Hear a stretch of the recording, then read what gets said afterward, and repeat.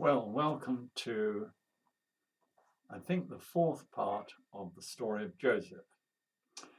Joseph, who is one of the heroes of the Bible, had gone from being a favored son to a miserable captive in an Egyptian prison, and then became Pharaoh's right-hand man. The whole thing's absolutely amazing. What a story. And on the way, you may remember that he and his brothers, whom there are about 11, I think, had a serious falling out, and that was why he was sold as a slave to Egypt. Well, you may remember that Joseph prophesied there would be 7 years of surplus and then followed by 7 years of famine. Well, so we are now into the last part of the story. And that means that we are on the verge of 7 years of famine. And it was a terrible famine. It went on, and of course it never seemed to stop. And if you're an Egyptian farmer in those days, it must have been absolutely desperate. Anyway, the famine was so widespread, it actually got to Canaan, which is where Joseph's family lived. So Isaac, or rather Israel, as he's now called, told his sons to go to Egypt to see if they can get some grain. So they turn up at the grain store, and guess who's waiting for them? Joseph. And Joseph sees them coming and immediately recognizes them for who they are. Did they recognize him? Of course not. How could they?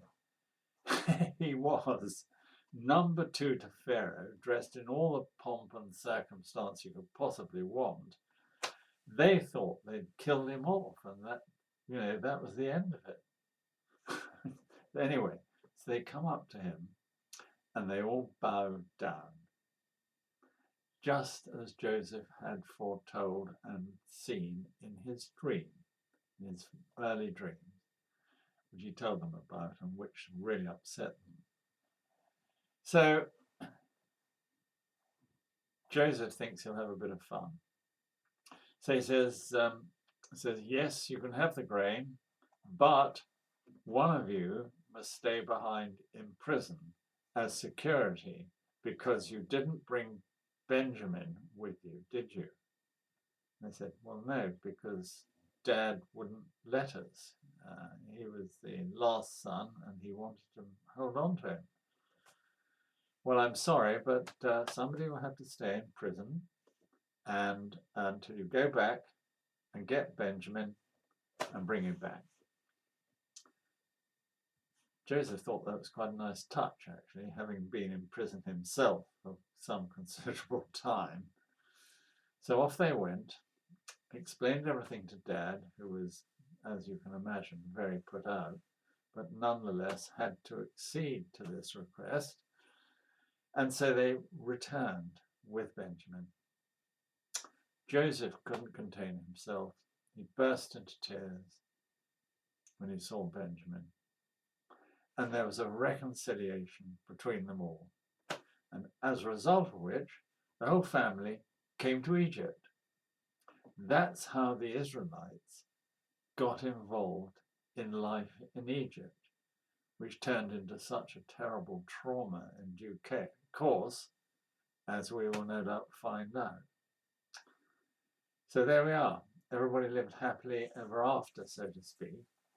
But as Joseph would often say when asked, well, it was all the work of an amazing God. He looked after me, and I can assure you all that everything that happened to me was meant for good. God is amazing. Thank you for listening.